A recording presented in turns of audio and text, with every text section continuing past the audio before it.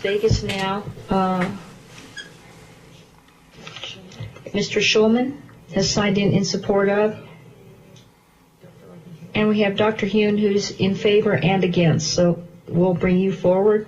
Those are the only two who have indicated they want to come forward on this measure. And we have another neutral.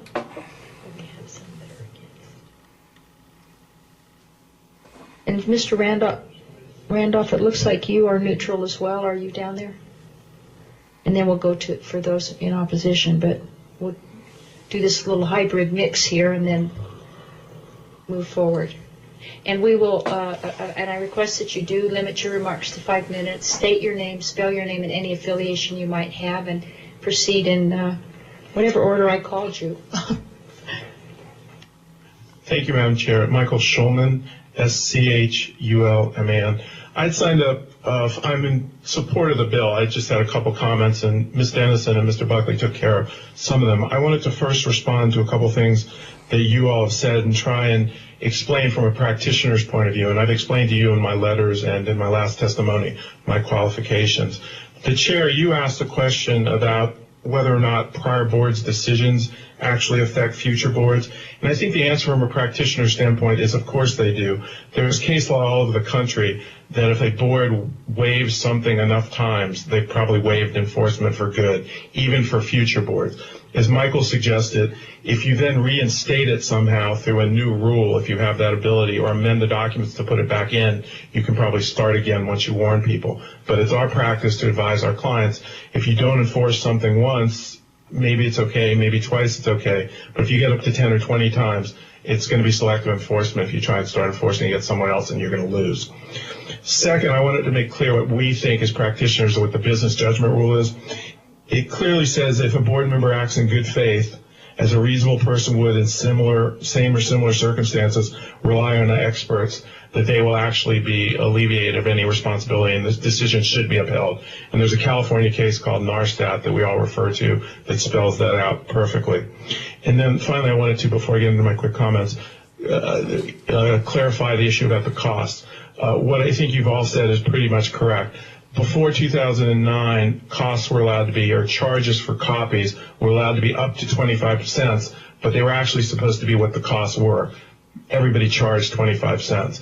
In 2009, a section was passed related to minutes that just said the first 10 pages, 25 cents, then 10 cents thereafter. So obviously it would be nice if it was consistent for all of us. With respect to the bill itself, I know Karen and Michael very well, and I'm going to have to disagree with them, and I brought the issue up to Michael about Section 7.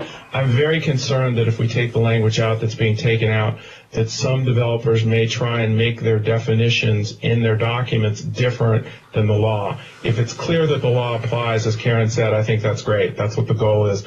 But I'd just like to make sure everybody believes that's the case. The second issue Michael took care of, I talked to him before he came up here.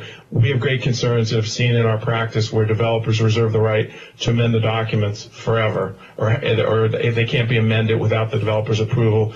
So I would like to make it clear in the statute that once the declarant control period is over, they no longer have a right to disapprove amendments. With respect to municipalities and lenders, I have no problem. With respect to sections 39 and 40, this talks about, skipping to 42 and 43, this section's talk about absentee ballots. Before I fell into this lovely world of community associations, I was a corporate lawyer, and there is no concept of absentee ballots in corporations. You either vote at meetings or you vote by a written ballot that goes out and comes back. And we've had all these cases, and Senator Schneider went through his whole rigmarole about how bad our business is. I do think if we allow absentee ballots, there will be more likelihood of fraud, because someone can actually, the absentee ballots as designed will only go out to those people that actually ask for them, and I think it will be ripe with fraud because we won't know who's really asking for them. With respect to written ballots now, the association sends them to everybody. So I would request that we really consider taking that out. With respect to section 39 and 40, I think these are great sections. The problem is the legislature always does this to us. They say bylaws have to include this, CC&Rs have to include this, but they give us no mechanism to include it.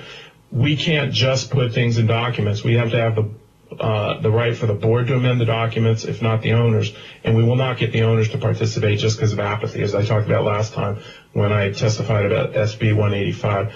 So if these provisions are going to pass, I think you have to do one thing, or two things. You either have to give the boards the right to make these amendments just to bring them to compliance with law, or you have to grandfather in everybody as of the date you pass the law and just say, hey, developers, when you write documents in the future, you have to put these in. One other concern I had is section. Please, I know we're on a clock, and that'll be my time. I'm trying to race because you're on a clock. Sorry. What section were you referring to? We're bouncing back and forth between pages here. Right. Sections, Madam Chair, Michael Schulman, sections 39 and 40 require certain things to be put in the bylaws. Okay, I just needed to know the section. Documents. Okay. Okay, you're back on your time. Okay, thank you. Section 42 talks about the quorum for a meeting, and I know it complies with the uniform law. What it would say is that you have to have a majority at the actual time of the vote. What the law presently says is you have to have a quorum at the time of the vote. What the law presently says is you have to have a quorum at the time of the beginning of the meeting.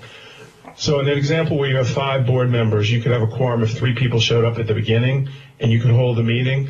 What the law would say, if adopted, that third person could walk out and kill your meeting. And I don't think they should be allowed to do that. If you have a quorum at the beginning of the meeting, I think you should be able to conduct business. And if the 2 people there vote 2-1, the one shouldn't be able to rule by walking out and basically killing your meeting. With that, I don't have any other comments. I'm sorry to rush through, but I know we're all on 5 minutes, so I'd answer any questions if you have them. Thank you very much. You're quite efficient with your time. Any questions or comments, committee?